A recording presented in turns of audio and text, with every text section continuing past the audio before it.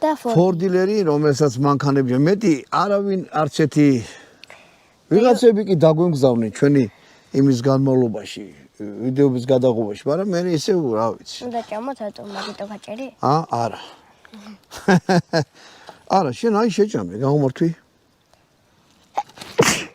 ჯანი, კაცო, ჯანი.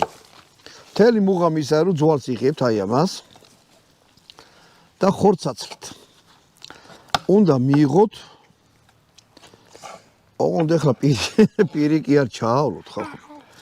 უბრალოდ თქვენი ამოცანაა რომ ძვალი გააცალოთ, ხორცი გააცალოთ ძვალს. სალფეტკს. ეხლა ამას აღარ გაყოლებინეთ მე როგორ ჯახირობ. მთელი იდეა რაში მდგომარეობს.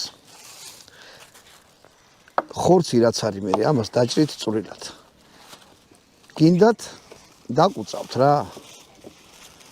გინდათ კაი მჭრელი დანა. ვახ მესამშიად ეხლა ამის სულში არ გინდა მოთმე. მოგეთ რა შეიძლება წვრილად უნდა დაიჭრას ეს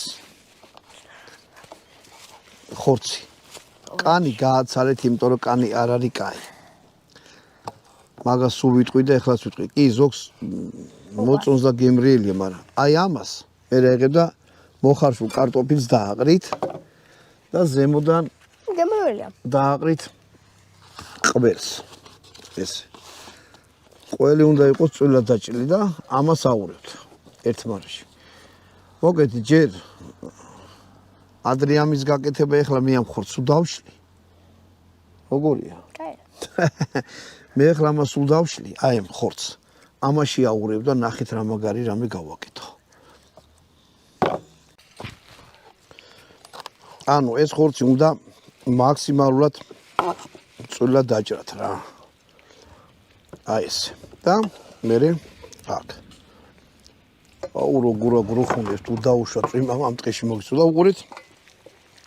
ეხლა აქ არის შემწვარი ხორცის ისა რა ქვია, ქათამი. ყველი და კარტოფილი. აი ესეთი რამეა. ეხლა ეს ხო გითხარით არ გამოხრათ, მეთქი არც უნდა გამოხრათ, იღებთ ამ ძვალს და ეს ყველაფერი ამას უნდა შემოვაქრათ გარშემო. აი ესეთი რამე უნდა